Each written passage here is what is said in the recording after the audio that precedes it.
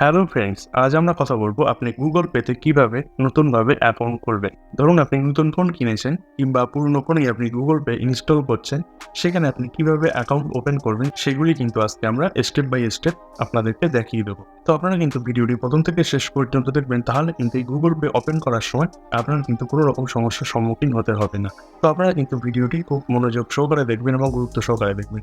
তো সর্বপ্রথম কিন্তু আমরা গুগল পে প্লে স্টোর থেকে ইনস্টল করে নেবো, কিংবা ভিডিও ডিসক্রিপশনে আমরা লিঙ্ক দিয়ে দিয়েছি, সেখান থেকেও কিন্তু আপনি ইনস্টল করতে পারেন। তো সর্বপ্রথম কিন্তু আমরা অ্যাপসটি ইনস্টল করে ওপেন করে নেব। ওপেন করার পর কিন্তু এরকম একটি ইন্টারফেস আপনার কিন্তু সামনে চলে আসবে। এখানে কিন্তু লেখাই আছে welcome to Google pay, enter your phone number. মানে এখানে কিন্তু আপনার একটি ফোন নাম্বার দিতে হবে। তো এক্ষেত্রে কিন্তু আপনার দুটি গুরুত্বপূর্ণ কথা কিন্তু মাথায় খেয়াল রাখা উচিত। এখানে যে ফোন নাম্বারটা আপনি দেবেন, সেই ফোন নাম্বারটা কিন্তু অতি অবশ্যই আপনার একটি ব্যাংকের সাথে লিঙ্ক হওয়া প্রয়োজন, এবং যে ব্যাংক অ্যাকাউন্ট আপনি এখানে অ্যাড করছেন সেই ব্যাংক অ্যাকাউন্টের কিন্তু একটি এটিএম কার্ড থাকা কিন্তু বাধ্যতামূলক। নাহলে কিন্তু আপনি গুগল পেতে অ্যাকাউন্ট খুলেও কিন্তু কোনো রকম ট্রানজ্যাকশন কিন্তু আপনি করতে পারবেন না। তো সর্বপ্রথম কিন্তু এখানে আমরা ফোন নাম্বার দিয়ে দেবো, যে ফোন নাম্বারটা আমার ব্যাংকের সাথে লিঙ্ক আছে। তো এখানে দেখুন নিচে লেখা আছে allow GPay to send your notification. তো এখানে কিন্তু গুগল পে নোটিফিকেশন সেন্ড করার জন্য আমার কিন্তু এখানে পারমিশন অ্যালাউ করতে বলছে। তো আমি এখানে পারমিশনটা অ্যালাউ করে দেবো। দেওয়ার পর আমার যে ফোন নাম্বারটা আছে ব্যাংকের সাথে লিঙ্ক করা, আমি এখানে দিয়ে দেবো।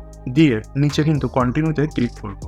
তো কন্টিনিউতে ক্লিক করার পর এখানে দেখুন একটি টার্মস অ্যান্ড কন্ডিশন এসছে, এবং উপরে দেখুন একটি ইমেল আইডি কিন্তু আপনাকে সেট করতে বলছে, মানে যে জিমেল আইডি। তো এখানে কিন্তু অনেকের একটা ফোনে কিন্তু অনেকগুলি জিমেল আইডি থাকে। যদি আপনার একের অধিক জিমেল আইডি থাকে, তাহলে কিন্তু আপনি এই অপশনে ক্লিক করে নিচে জিমেল আইডি কিন্তু সেট করে নিতে পারেন। আপনি কোন ইমেল আইডি সেট করে দিতে চাইছেন।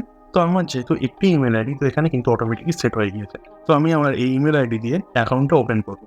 তো নিচে যে টার্মস অ্যান্ড কন্ডিশনটা দিয়েছেন, এগুলি কিন্তু আপনাকে অ্যাকসেপ্ট করতে হবে। তো এখানে কিন্তু আমরা অ্যাকসেপ্ট অ্যান্ড কন্টিনিউতে ক্লিক করবো।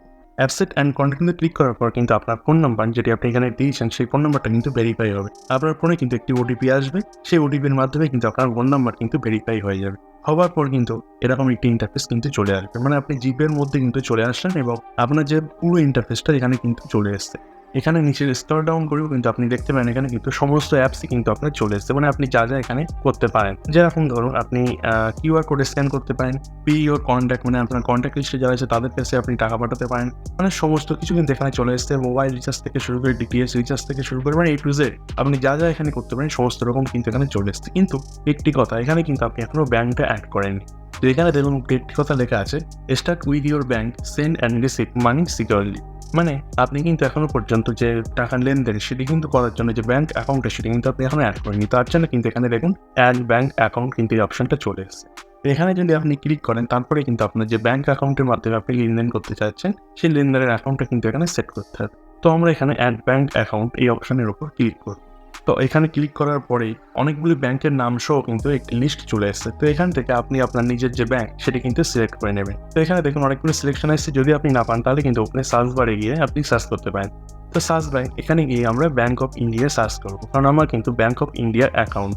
তো আমি এখানে ব্যাংক অফ ইন্ডিয়া লিখতে কিন্তু এখানে নিচে দেখুন সাজেশনে চলে এসেছে ব্যাংক অফ ইন্ডিয়া। তো আমি এখানে চুজ করে নেবো। তো এখানে কিন্তু লেখা আছে add bank of India account. তো আমি এখানে কন্টিনিউতে ক্লিক করবো। এখানে কন্টিনিউতে ক্লিক করলে আবার কিন্তু ফোনের অ্যাপসের পারমিশন চাচ্ছে এবং SMS এর পারমিশন চাচ্ছে। আমি দুটি দিয়ে দেবো। দেওয়ার পর দেখুন এখানে কিন্তু SMS এর মাধ্যমে জিপের সাথে আমার ব্যাংক অ্যাকাউন্ট কিন্তু কালেকশন করে নিয়েছে অটোমেটিক। তো এখানে দেখুন রাইট চিহ্ন এসে গিয়েছে এবং নিচে লেখা আছে bank account added, you are set to make payment. মানে কিন্তু আমি এখান থেকে পেমেন্টগুলি এবার আমি নিতে পারি।